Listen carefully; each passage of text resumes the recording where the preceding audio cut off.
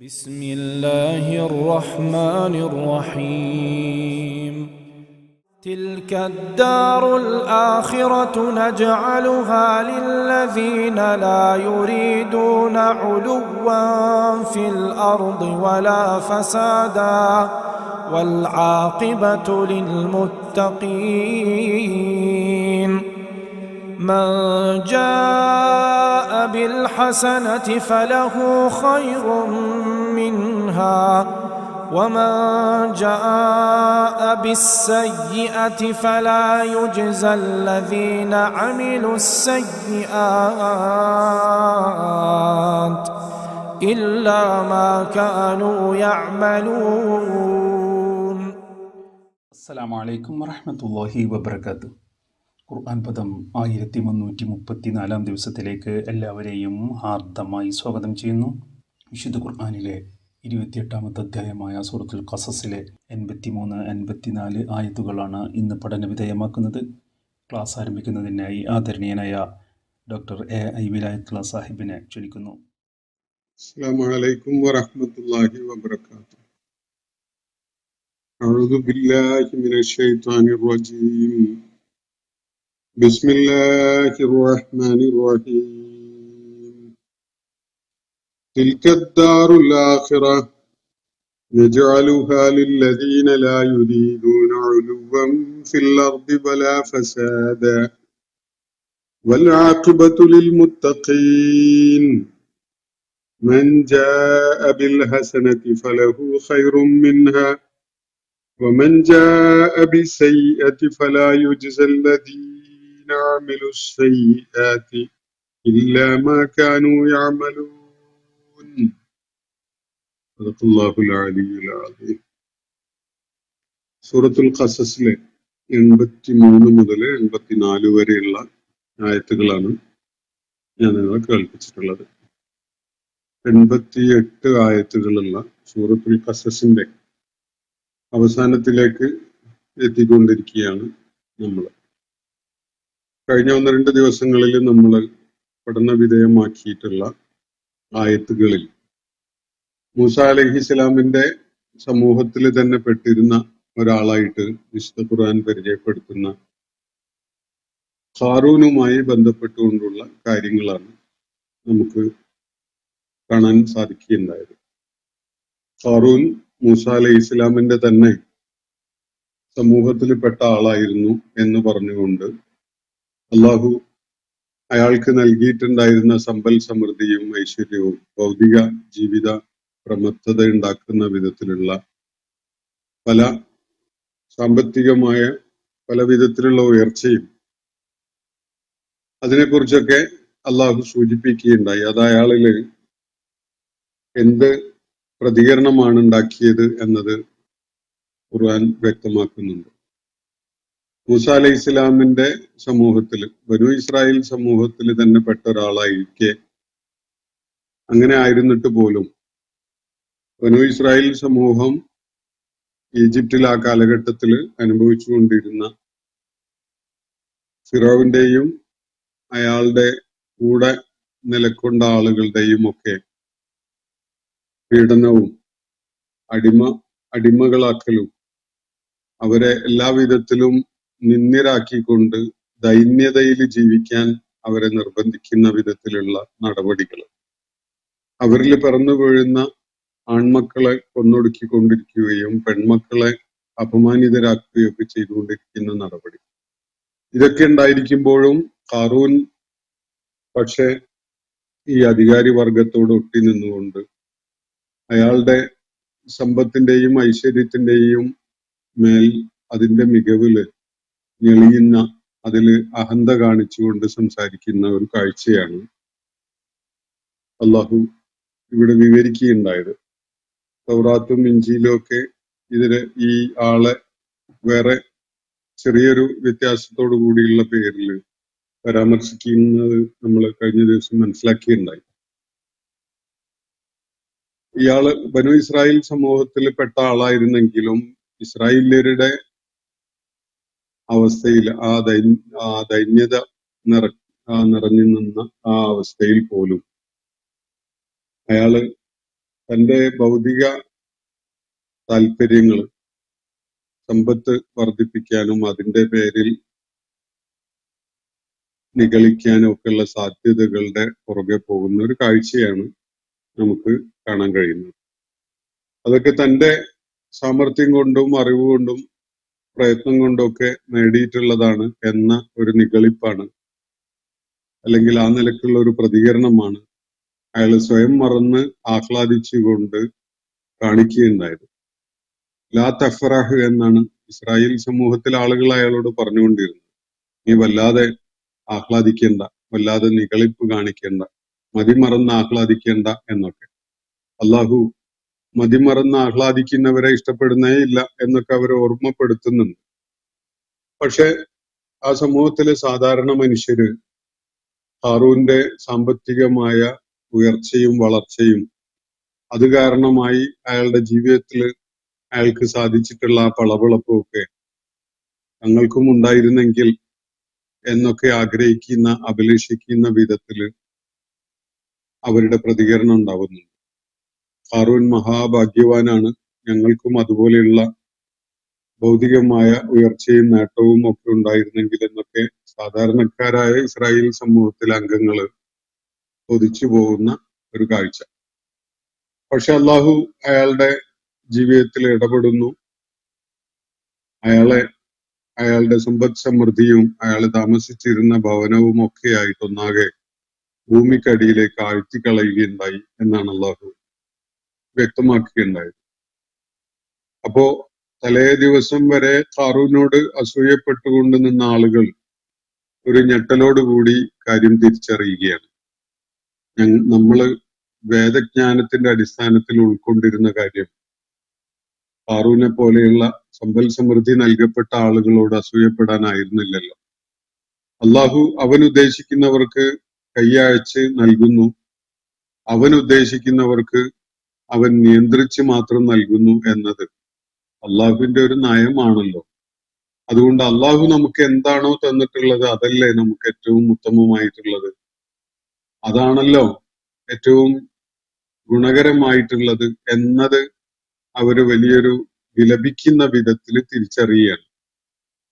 അവരെ സംബന്ധിച്ചിടത്തോളം നേരത്തെ ഖാറൂനെ പോലെ ആകാൻ കൊതിച്ചു പോയത് ഒരു തെറ്റായി പോയി എന്നത് മനസ്സിലാക്കാൻ ഒരു അവസരം ആ സന്ദർഭത്തിൽ വന്നു ചേരുകയാണ്.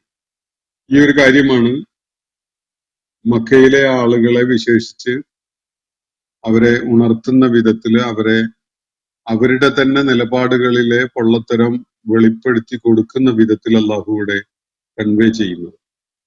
മക്കയിലെ ആളുകൾ മുഹമ്മദ് നബി സല്ലല്ലാഹു അലൈഹി വസല്ലമയുടെ അദ്ദേഹം മുന്നോട്ട് വെച്ച ജീവിത ദർശനത്തെ സ്വീകരിക്കുകയോ ഉൾക്കൊള്ളുകയോ ചെയ്യാതെ പുറംതിരിഞ്ഞു നിൽക്കുന്നതിന്റെ മുഖ്യമായ കാരണം മുഹമ്മദിനോടൊപ്പം കൂടുകയാണെങ്കിൽ ഖുറൈശികളുടെ പ്രതാപം ചോർന്നു പോകും, അവർക്ക് ഇപ്പോ അനുഭവിക്കാൻ സാധിക്കുന്ന സമ്പൽ സമൃദ്ധിയും വ്യാപാര മേഖലയിലുള്ള സ്വാധീനവും അതുപോലെ അറേബ്യൻ ഭൂപ്രദേശങ്ങളിൽ അവർക്കുണ്ടായിരുന്ന ജനസമ്മിതിയും ഒക്കെ ഒന്നാകെ നഷ്ടപ്പെട്ടു പോകും, ഭൂമിയിൽ വേര് നഷ്ടപ്പെട്ട, പിഴുതെറിയപ്പെട്ട അല്ലെങ്കിൽ റാഞ്ചിയെടുക്കപ്പെട്ട ഒരവസ്ഥയിലായി മാറും അവര് എന്നൊക്കെയുള്ള ആശങ്കയായിരുന്നു അവർക്കുണ്ടായിരുന്നത്.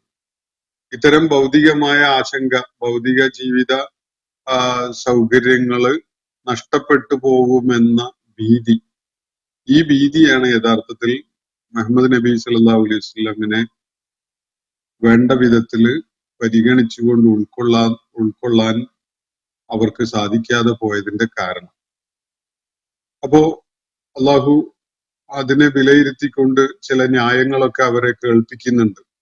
ഒന്നാമതായിട്ട് അവർക്ക് നൽകപ്പെട്ടിരുന്ന ജീവിത ഐശ്വര്യം അല്ലെങ്കിൽ അവരിപ്പോ അനുഭവിച്ചുകൊണ്ടിരിക്കുന്ന ആ ഗുണകരമായ അവസ്ഥ, അത് എങ്ങനെയാണ് അവർക്ക് കൈവന്നത് എന്ന കാര്യം അവർ ആലോചിച്ചിട്ടുണ്ടോ? അത് അള്ളാഹുവിന്റെ ഏകത്വം ഉയർത്തിപ്പിടിക്കുന്നതിന് വേണ്ടി സ്ഥാപിതമായ ഭൂമിയിലെ ആദ്യത്തെ ഭവനത്തിന്റെ കൈകാര്യകർത്താക്കളും അതിന്റെ സംരക്ഷകരും ഒക്കെ ആയിട്ട് ഖുറൈശികള് ചുമതലയേൽക്കാൻ അള്ളാഹു ഒരു സാഹചര്യം ഉണ്ടാക്കിയത് കൊണ്ടാണ്. അല്ലാതെ അവര് കരുതിയ പോലെ അവരുടെ ബഹുദൈവ വിശ്വാസത്തിന്റെയോ അള്ളാഹുവിൽ പങ്കു ചേർക്കുന്ന നടപടികളുടെയോ ഒന്നും കാരണമായിട്ട് വന്നു ചേർന്നതല്ല. അപ്പൊ ഈ കാര്യങ്ങളൊക്കെ അവരെ ഉണർത്തിക്കൊണ്ട് അവരോട് ഹാറൂന്റെ ഒരു ജീവിത സാഹചര്യം അല്ലെങ്കിൽ ഹാറൂൻ ജീവിതത്തിൽ ഏറ്റുവാങ്ങിയ പരിണിതിയെ കുറിച്ച് വെളിപ്പെടുത്തുകയായിരുന്നു നമ്മൾ പഠനം പൂർത്തിയാക്കിയ ഭാഗത്ത് ഉള്ള ആയത്തുകളിൽ. അതിനെ തുടർന്ന് വളരെ പ്രാധാന്യമുള്ള ചില കാര്യങ്ങളാണ് നമ്മൾ ഇന്ന് വായിച്ചു വെച്ചിട്ടുള്ള ആയത്തുകളിലായിട്ട് അല്ലാഹു പറയുന്നത്. ഈ 83, 84 ആയത്തുകളൊന്ന് ശ്രദ്ധാപൂർവം വായിച്ചു നോക്കുക. തിൽക്കത് ദാറുൽ ആഖിറ. അപ്പോ ഈ പാരത്രിക ഗേഹം എന്ന് വെച്ചാൽ എന്താണ്? ഈ പാരത്രിക ഗേഹം എന്നതുകൊണ്ട് മനസ്സിലാക്കപ്പെടുന്നത് അതെന്താണ്?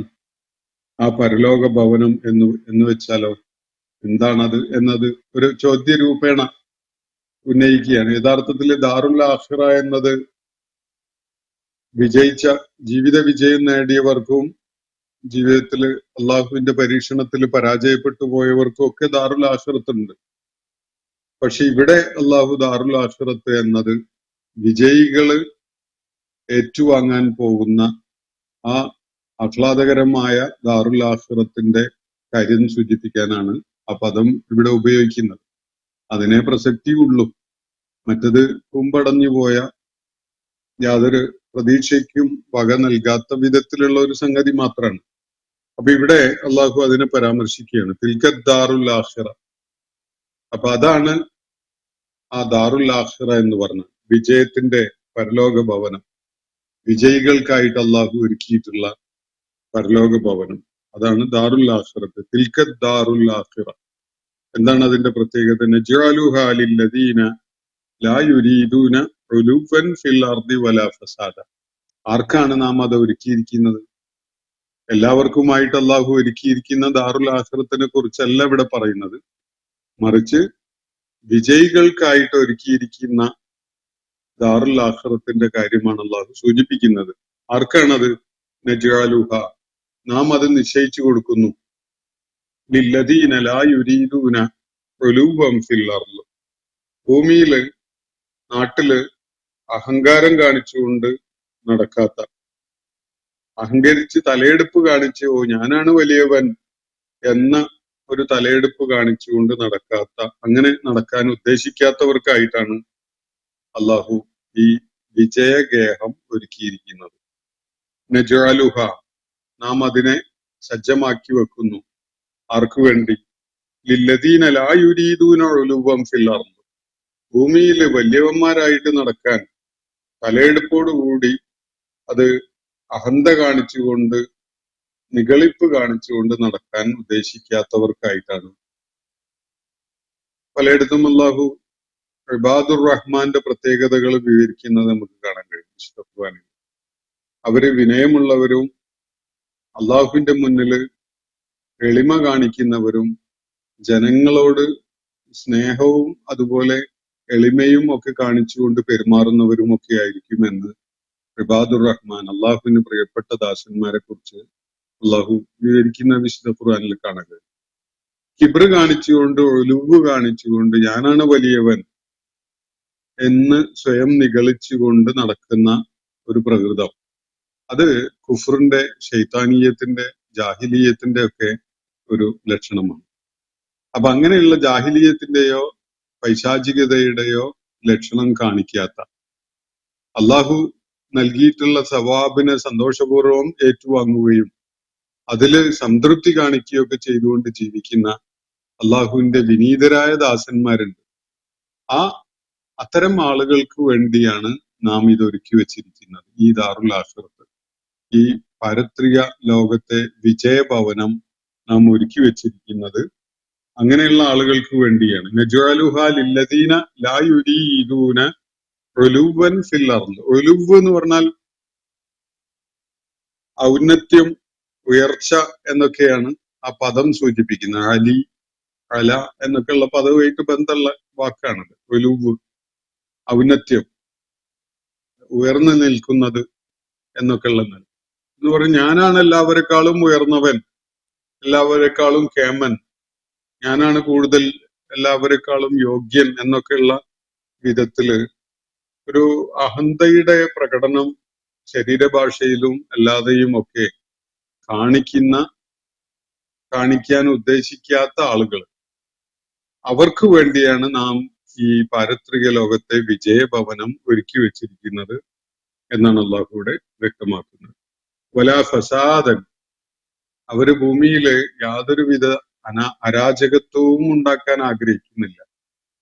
ഭൂമിയിൽ രക്തച്ചൊരിച്ചിൽ ഉണ്ടാകാനോ അതുപോലെ കൃത്രിമം ഉണ്ടാകാനോ സാമ്പത്തികമായ ക്രമക്കേടുകൾ ഉണ്ടാവാനോ ചൂഷണം ഉണ്ടാവാനോ നീതി നിഷേധം ഉണ്ടാകാനോ അല്ലെങ്കിൽ അധാർമികതക്ക് വേരോട്ടം കിട്ടുന്ന വിധത്തില് സാമൂഹ്യ സാഹചര്യങ്ങളെ തകർത്തെറിയുന്ന വിധത്തിലുള്ള അധാർമികതക്ക് പ്രചാരണം കിട്ടുന്ന വിധത്തിലൊന്നുമായി മാറാം. അങ്ങനെയുള്ള ഫസാദൊന്നും ഉദ്ദേശിക്കാത്ത ആളുകൾ.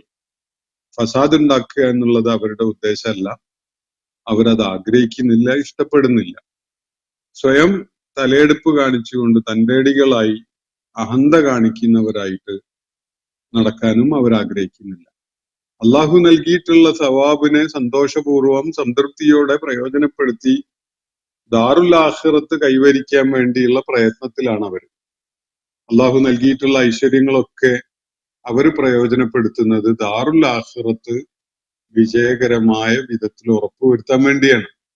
നേരത്തെ ഇതേ സൂറത്തില് പിന്നിട്ട ആയത്തുകളുടെ ഇടയിൽ നമ്മൾ അങ്ങനെ ഒരു പരാമർശം കാണുകയുണ്ടായി.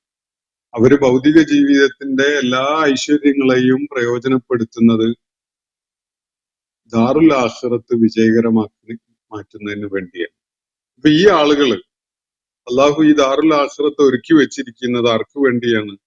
ലില്ലദീന ലാ യുരീദൂന ഉലുവൻ ഫിൽ അർള്, ഭൂമിയിൽ വലിയ കേമന്മാരാണ്, തങ്ങളെ കഴിഞ്ഞിട്ടേ വേറെ ആരും ഉള്ളൂ എന്നൊക്കെ വരുത്തി വലിയൊരു അഹന്ത പ്രകടിപ്പിച്ചുകൊണ്ട് ജീവിക്കാൻ ഉദ്ദേശിക്കാത്ത ആളുകൾ. അതുപോലെ ഭൂമിയിൽ ഒരു വിധത്തിലുള്ള അരാജകത്വം, അത് സാമ്പത്തിക രംഗത്താവാം, രാഷ്ട്രീയ രംഗത്താവാം, സാമൂഹ്യ രംഗത്താവാം, കുടുംബ ബന്ധങ്ങളിലാവാം, ധാർമ്മിക സദാചാര മേഖലകളിലാവാം. ഈ മേഖലകളിൽ ഒന്നും തന്നെ ഒരു വിധത്തിലുള്ള അരാജകത്വവും ഫസാദും ഒരു വിധത്തിലുള്ള നിയമരാഹിത്യവും ഉണ്ടായി ജീവിതം കലുഷമാക്കി മാറ്റാൻ ഇവർക്ക് ഉദ്ദേശമില്ല. അങ്ങനെയുള്ള താല്പര്യമൊന്നും ഇല്ലാത്ത, അങ്ങനെയുള്ള കുഴപ്പമുണ്ടാക്കി കലാപമുണ്ടാക്കി സങ്കീർണമായ സാഹചര്യങ്ങൾ സൃഷ്ടിച്ച് ഭൂമിയുടെ ജീവിത സാഹചര്യത്തെ അടിമേൽ മറിക്കുന്ന അങ്ങനെയുള്ള താല്പര്യങ്ങളൊന്നുമില്ലാതെ, ഫസാദ് ഉദ്ദേശിക്കാതെ, അതുപോലെ ഒലുവ് കാണിക്കാൻ ഉദ്ദേശിക്കാതെ അള്ളാഹുവിന്റെ വിനീതദാസന്മാരായി ജീവിക്കാൻ ഉദ്ദേശിക്കുന്നവർക്ക് വേണ്ടിയാണ് ഈ ദാറുൽ ആഖിറത്തിനെ നാം ഒരുക്കി വെക്കുന്നത് എന്നാണ് അള്ളാഹുവിടെ പറയുന്നത്.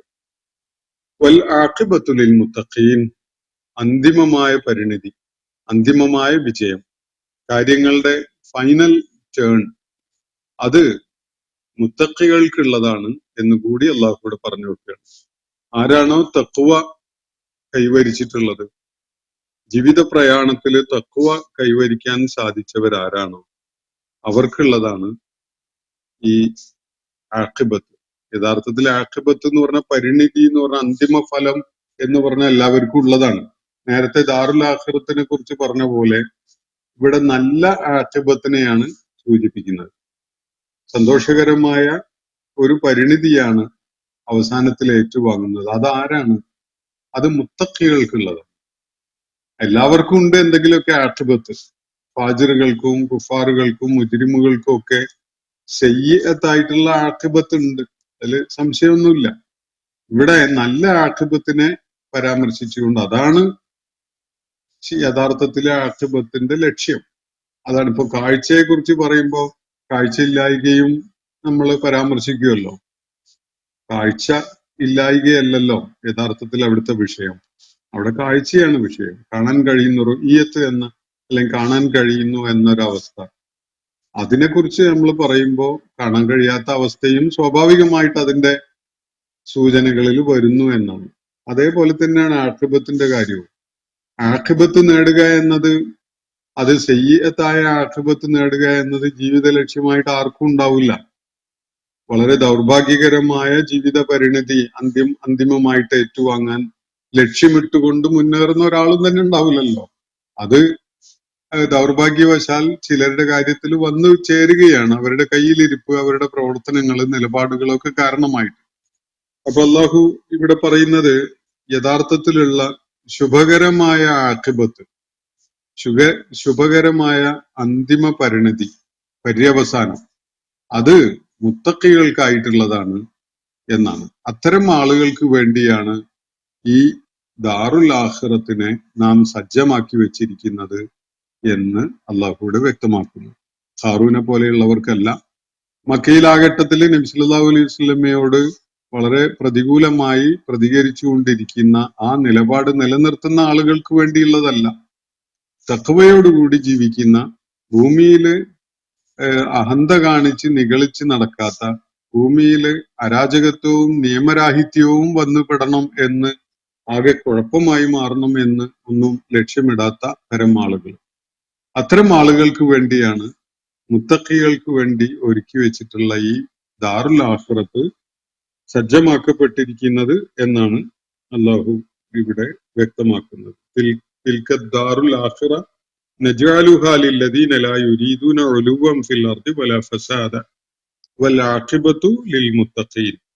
എന്നിട്ട് അള്ളാഹുവിന്റെ ഒരു നിലപാട്, അള്ളാഹുവിന്റെ ഒരു പോളിസി ഇത് സംബന്ധമായിട്ടുള്ളത് കൂടുതൽ വ്യക്തമാക്കുകയാണ് തുടർന്നുള്ള ആയത്തിൽ. മൻ ജാഅ ബിൽ ഹസനതി, ഒരു നന്മയുമായി വരുന്ന ഒരാൾ, ഒരു നന്മ ചെയ്തുകൊണ്ട് അതിന്റെ ആ മികവിലാണ് ഒരാൾ കടന്നു വരുന്നത്, ഒരു ഹസനത്ത് ചെയ്തവൻ എന്ന നിലയ്ക്ക്, ഫലഹു ഖൈറുൻ മിൻഹ, അയാൾക്ക് തീർച്ചയായിട്ടും അതിനേക്കാൾ ഉത്തമമായ ശ്രേഷ്ഠമായ പ്രതിഫലം ഉണ്ടാവും. ഒരു നന്മ ചെയ്ത ആൾക്ക് അതിന് കണക്കാക്കിയിട്ടുള്ള 100 റുപ്യ സദഖ കൊടുത്ത ഒരാൾക്ക് 100 റുപ്യ പ്രതിഫലം അവിടെ അല്ലാഹ് എടുത്തു വെച്ചിട്ടുണ്ട് എന്നല്ല ഇവിടെ പറയുന്നത്. അതിനേക്കാൾ മെച്ചപ്പെട്ട പ്രതിഫലം പാരിതോഷികമായിട്ട് അള്ളാഹു വെച്ചിരിക്കുന്നു. മൻ ജാഅ ബിൽ ഹസനതി ഫലഹു ഖൈറുൻ മിൻഹ, ഒരു നന്മ ചെയ്ത ഒരാൾക്ക്, ഒരു ഹസനത്ത് ചെയ്ത് അതിന്റെ മികവില് അള്ളാഹുവിനെ കണ്ടുമുട്ടാൻ സൗഭാഗ്യം ലഭിക്കുന്ന ഒരാൾക്ക് ഫലഹു ഖൈറുൻ മിൻഹ, അതിനേക്കാൾ ശ്രേഷ്ഠമായതാണ് പ്രതിഫലമായിട്ട് അള്ളാഹു നിശ്ചയിച്ചു വെച്ചിട്ടുള്ളത്. വമൻ ജാഅ ബിസയ്യിഅ, എന്നാൽ ഒരു തിന്മ ചെയ്തുകൊണ്ടാണ് ഒരാൾ കടന്നു വരുന്നത്, ഒരു തിന്മയുടെ മികവിലാണ് അള്ളാഹുവിനെ കണ്ടുമുട്ടാൻ ഒരാൾ എത്തുന്നത് എന്ന് സങ്കല്പിച്ചു നോക്കൂ. ഫലാ യുജ്സല്ലദീന അമിലു സയ്യിആത്ത്, സയ്യിആത്ത് ചെയ്യുന്ന ആളുകൾക്ക് പ്രതിഫലമായിട്ട് നൽകപ്പെടുകയില്ല.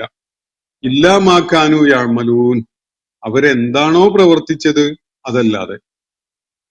അവര് പ്രവർത്തിച്ച അവരുടെ പ്രവർത്തനത്തിന്റെ ഇമ്പാക്റ്റിന്റെ അടിസ്ഥാനത്തിൽ അതിന് തത്തുല്യമായ ഒരു പ്രതിഫലം മാത്രമാണ് അവർക്ക് നൽകപ്പെടുക. തിന്മ ചെയ്തവനാണ് കിടക്കട്ടെ, അവന് പേർത്തും മേലക്കും മേലെ ശിക്ഷ എന്നുള്ള തീരുമാനിക്കൂല. തിന്മ ഒരാൾ ചെയ്തിട്ടാണ് അള്ളാഹുവിന്റെ അടുക്കലേക്ക് ഒരാൾ എത്തുന്നതെങ്കിൽ ആ തിന്മക്ക് തത്തുല്യമായ ഒരു പണിഷ്മെന്റ് ആണ്, ഒരു ശിക്ഷയാണ് അയാൾ ഏറ്റുവാങ്ങേണ്ടി വരിക.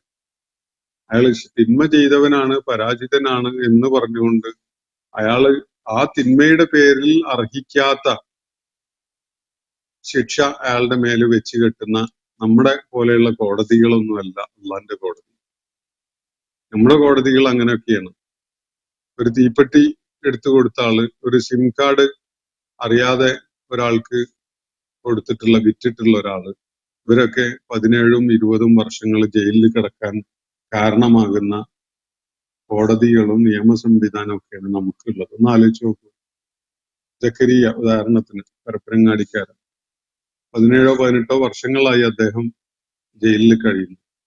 അയാൾ ചെയ്ത തെറ്റ് ഒന്ന് പരിശോധിച്ച് നോക്കൂ. ഏതോ ഒരാള് എന്തിനോ പുറപ്പെട്ടു പോകുന്ന ഒരാൾക്ക് അയാൾ ജോലി ചെയ്തിരുന്ന കടയിൽ നിന്ന് ഒരു മൊബൈൽ സിമ്മോ മറ്റോ അയാൾ വന്ന് വാങ്ങി, ഇവനാണ് അത് എടുത്തു കൊടുത്തത്. ഇതല്ലാത്ത ഒരു കണക്ഷനും അയാൾക്ക് ഈ ആരോപിക്കപ്പെടുന്ന വിഷയങ്ങളുമായിട്ട് ഇല്ല. എന്നിട്ട് 2 ദശാബ്ദങ്ങളോളമായിട്ട് അയാൾ അതിന്റെ പേരിൽ ജയിലിൽ അടക്കപ്പെട്ട് ഇപ്പോഴും ജയിലിൽ തുടരുകയാണ്. ഇത് നമ്മുടെ നിയമ സംവിധാനത്തിന്റെ ഒക്കെ വല്ലാത്ത കൊട്ടിഘോഷിക്കപ്പെടേണ്ട മികവ് തന്നെയാണ്. അള്ളാഹു കൂടെ പറയുന്നത്, ഒരു തെറ്റൊരാൾ ചെയ്തുകൊണ്ടാണ് തന്റെ അടുക്കൽ എത്തുന്നതെങ്കിൽ ഒരിക്കലും തന്നെ ആ തെറ്റിന് പ്രപ്പോർഷനേറ്റ് ആയിട്ടുള്ള, ആ തിന്മക്ക് പ്രപ്പോർഷനേറ്റ് ആയിട്ടുള്ള പ്രതിഫലം അല്ലെങ്കിൽ ശിക്ഷ അയാൾ ഏറ്റുവാങ്ങും എന്നല്ലാതെ അതിൽ കൂടുതൽ അയാൾ അനുഭവിക്കേണ്ടി വരില്ല. എന്നാൽ അള്ളാഹുവിന്റെ ഔദാര്യം അള്ളാഹു വെളിപ്പെടുത്തുന്നത് നോക്കൂ. ഒരു നന്മ ചെയ്തുകൊണ്ടാണ് ഒരാൾ എത്തുന്നതെങ്കിലോ അയാൾക്ക് അതിനേക്കാൾ ശ്രേഷ്ഠമായ എത്രയോ മടങ്ങ് വർദ്ധിച്ച പ്രതിഫലമാണ് അള്ളാഹു നൽകുക.